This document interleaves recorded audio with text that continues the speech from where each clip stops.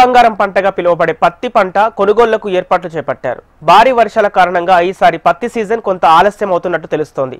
దసరా అనంతరం అక్టోబర్ 2వ వారం కొనుగోళ్లు ప్రారంభించనున్నట్లు తెలుస్తోంది.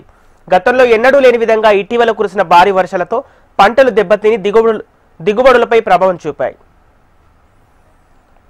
ఉమ్మడి ఆదిలాబాద్ జిల్లాలో అధిక విస్తీర్ణంలో పత్తి సాగు అవుతుంది. ఈ వానాకాలం సీజన్లో 12 లక్షల ఎకరాల్లో సాగు చేశారు.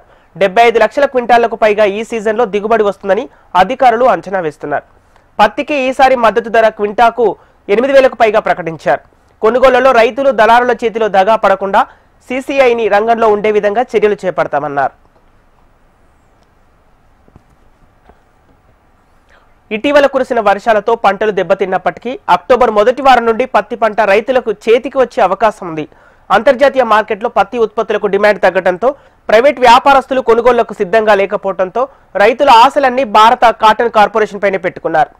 రైతులు పండించిన పత్తిని సీసీఐ కొనుగోలు చేయాలంటే ఇప్పటికే ఏర్పాట్లు చేసుకోవాల్సి ఉంటుంది. ఇందులో భాగంగా సీసీఐ టెండర్లను పిలిచింది. మొత్తం బాధాన్ని మొత్తం కింద పడిపోతున్నాయి. రైతుకు ఆ కరెక్ట్ గవర్నమెంట్స్ కొంచెం సరైన న్యాయం చేయాలా. మరి 15 నుంచి 18 కరెక్ట్ తేమ శాతం తీసుకోవాలా. మరి పట్టకు కరెక్ట్ భూమి కౌలుదారు ఉంటాడు, ఆయన పట్ట ఇవ్వాలంటే పట్ట పాస్బుక్ కావాలంటే వేరే అడుగుతాడు, వేరే ఇంకో పాస్బుక్లో పోతాయి. మరి ఇంకో పైసలు ఎటు పోతున్నాయి. పోయిన సంవత్సరం అయ్యే వేరే పోతే మరి నిర్మల్ బాగా పడ్డాయి.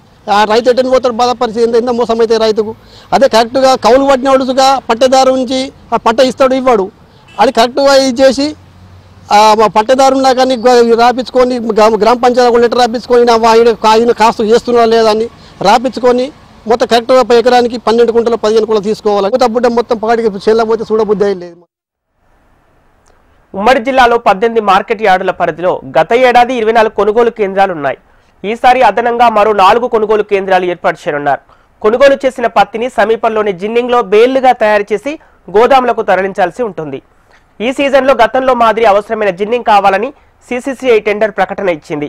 ఉమ్మడి జిల్లాలో ఆదిలాబాద్, ఆసిఫాబాద్, బేలా, బెల్లంపల్లి, బోధ్, బైన్సా, చెన్నూరు, ఇచ్చోడ, గుడిహత్నూర్, ఇందారం, ఇంద్రవెల్లి, జైనూరు, కొండపల్లి, కౌటాల, కుబీరు, లక్షెట్టిపేట, నార్నూరు, నిర్మల్, నేరడిగొండ, పొచ్చెర, సోనాల, వాంకిడి, సారంగపూర్ తదితర ప్రాంతాల్లో జిన్నింగ్ కావాలని టెండర్ ప్రకటనలో పేర్కొన్నారు.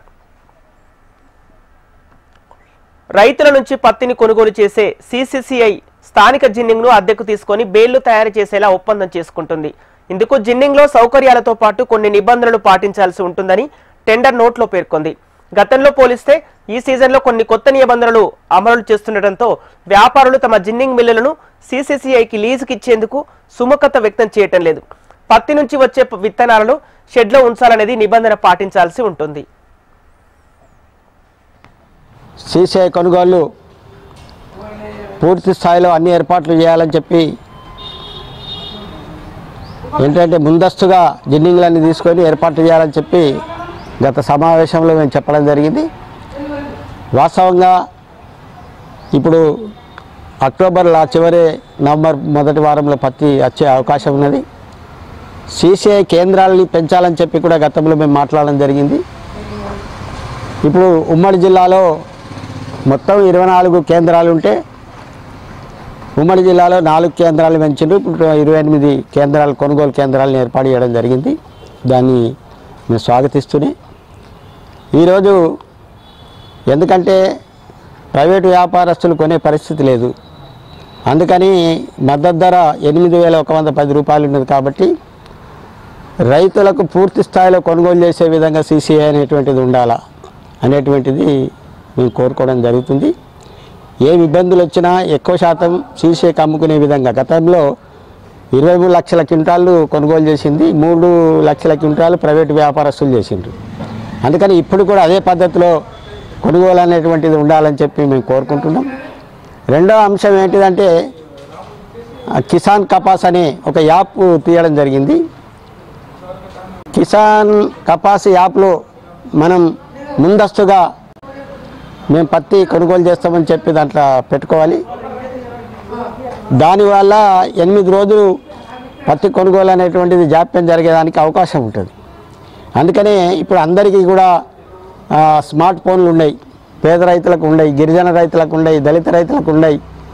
అందుకని కిసాన్ కపాస్ యాప్ అనేటువంటిది పూర్తి స్థాయిలో అందరి రైతులకు ఉపయోగపడే విధంగా ఉండదు కాబట్టి, రెండవది మనం ఎప్పుడైతే దాన్ని ఫీడ్ చేసుకుంటామో అప్పటి నుంచి 8 రోజుల వరకు అంటే మనం అమ్ముకోవడానికి వీలుండదు కాబట్టి ఈ యాప్లు అనేటువంటిది అది ఒక సరి అయినటువంటి పద్ధతి కాదు, రైతులకు ఉపయోగపడదు అనేటువంటిది మేము చెప్పదలుచుకున్నాం.